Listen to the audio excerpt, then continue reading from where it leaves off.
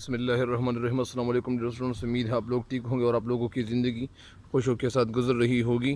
اور آج ایک اور شعر کی تشریح اپلوڈ کرنے کی طرف بڑھ رہا ہوں تاکہ آپ طلاب جتنے بھی ہیں ان اشعار کی تشریح سے فائدہ اٹھائیں اور استفادہ کریں، ٹھیک ہے؟ تو آئیے بڑھتے ہیں اگلے شعر کی تشریح کی طرف۔ شعر کیا ہے؟ سب سے پہلے شعر کے الفاظ سنیں کہ شعر کے الفاظ کیا ہے اور کہنا کیا چاہتی ہے شاعرہ۔ لمحات مسرت ہیں تصور سے گریزہ، کیا؟ لمحات مسرت ہیں تصور سے گریزہ، گریزہ یعنی باہر، یاد آئے ہیں جب بھی غم و آلام ہی آئے۔ غم و آلام اس کے معنی کیا ہے؟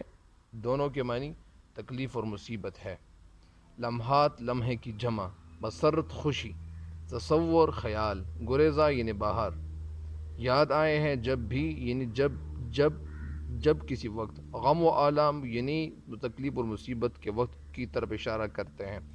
تو اس شعر کا مفہوم یہ ہے کہ شاعرہ اس شعر میں کہنا یہ چاہتی ہیں میرے تصور سے خوشی کی گھڑیاں دور بھاگتی ہیں، یعنی مطلب میرے تصور سے، میرے خیال سے خوشی کی گھڑیاں یعنی خوشی کی گھڑیاں دور بھاگتی ہیں اور مجھے ہمیشہ رنج و غم کی باتیں ہی یاد آتی ہیں، یعنی مجھے ہمیشہ رنج و غم کی باتیں ہی یاد آتی ہیں۔ رنج و غم کی باتیں یعنی مطلب اس کا یہ ہے کہ میں خوشی کے لمحات وہ کم میں نے دیکھے ہیں اور صرف غم کے لمحات ہی میں نے دیکھے ہیں۔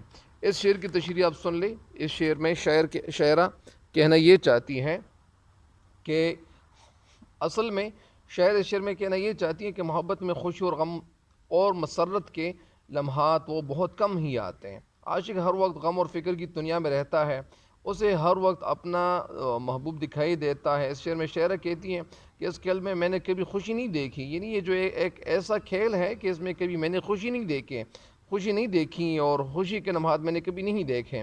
اس میں ایسے غم پیش آتے ہیں کہ انسان کو موت کے قریب کر دیتا ہے۔ عشق کا مریض کیا ہوتا ہے وہ مطلب یعنی اس کی زندگی دوبر ہو جاتی ہیں۔ گزرے ہوئے حالت پر اگر غور کروں یا موجودہ حالت کو اگر میں سامنے لے آؤں یا وہ جو بھی جس حالت کا بھی میں ذکر کروں تو اداسی اور محرومی کے سوا اور کوئی چارہ نہیں ہے۔ بس ہر وقت میں اداسی اور ناامیدیوں میں اور محرومیوں میں پھنس چکی ہوں۔ جب بھی گزرے ہوئے واقعات کے بارے میں میں سوچتی ہوں تو مجھے اپنے حوصلے کی کیا دینی پڑتی ہے، یعنی داد دینی پڑتی ہے کہ کس طرح میں نے محبوب کی بے وفائی اور ظلم ستم کا میں نے مردانوار مقابلہ کیا، میں نے ڈٹ کر مقابلہ کیا، میں نے بہادری سے مقابلہ کیا۔ لہٰذا اگر میں مزید یا اس طرح اگر میں اداس ہونا شروع کر لوں یا اداس ہو جاتی ہوں تو مجھے یاد نہیں کہ اگر میں اداس ہو جاتی ہوں تو مجھے یاد نہیں، کیا یاد نہیں ان کو، یعنی مطلب اس کا یہ ہے کہ مجھے یاد نہیں ہے، کیا یاد نہیں ہے، یعنی میں نے کبھی خوشی نہیں، یعنی مجھے یاد نہیں رہا یا کہ میں نے کبھی خوشی دیکھی ہے۔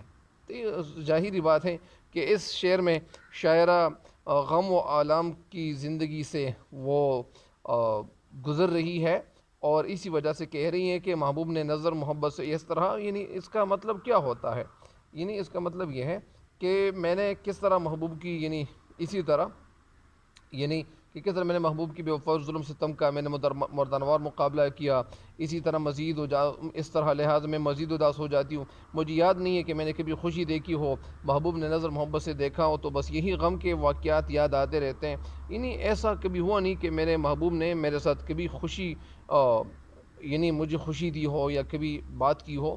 تو اسی وجہ سے یہ شاعرہ جو ہے وہ اس حالت سے گزر رہی ہے بیچاری، تو اسی وجہ سے انسان کا دل پسیج جاتا ہے اور رحم پیدا ہو جاتا ہے۔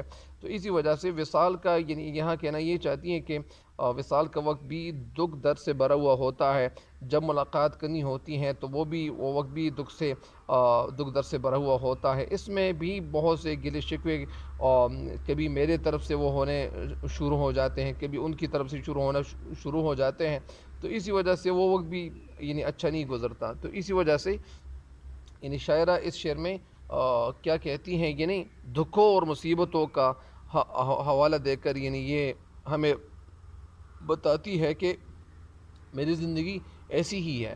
تو اسی وجہ سے یہ ہر انسان جو زندگی گزارتا ہے، یہ ایسا تو نہیں ہے کہ ہر انسان کو صرف خوشی ہی میسر ہوں۔ یہ دنیا کی زندگی ہی ایسی ہے کہ اس میں کبھی خوشی کے موقع آپ کو میسر ہوں گے، کبھی غم کے موقع میسر ہوں گے، کبھی ایسا بھی ہوتا ہے جس طرح اللہ تعالیٰ اپنے کلام میں فرماتا ہے کہ اعوذ باللہ من الشیطان الرجیم، بسم اللہ الرحمن الرحیم۔ یعنی میں نے یہ سنا ہے کہ جس طرح یعنی کبھی ایسا بھی ہوتا ہے کہ کبھی کبھار لوگوں کی زندگی جو ہے وہ خوشی میں یعنی وہ زندگی ان کی گزرتی ہے، کبھی ایسے واقعات بھی بہت سارے لوگوں کو یعنی پیش آئے ہیں کہ ان کی زندگی غموں میں گزر میر ہے، جس طرح میر تقی میر کی جو زندگی گزر گئی تھی، کچھ اور بھی ایسے شعر گزرے ہیں کہ ان کی زندگی ایسی ہی گزری تھی۔ تو اسی وجہ سے اس شعر کی تشریح مجھے امید ہے کہ آپ سمجھ چکے ہوں گے۔ تب تک کے لیے اجازت چاہتا ہوں، لیکن اس چینل کا ضرور سبسکرائب کریں اور اس چینل کے لنکس کو بھی اپنے دوستوں کے ساتھ شیئر ضرور کریں۔ مجھے امید ہے کہ آپ اس شعر کی تشریح سمجھ چکے ہوں گے۔ تب تک کے لیے اجازت چاہتا ہوں۔ اللہ نگہبان۔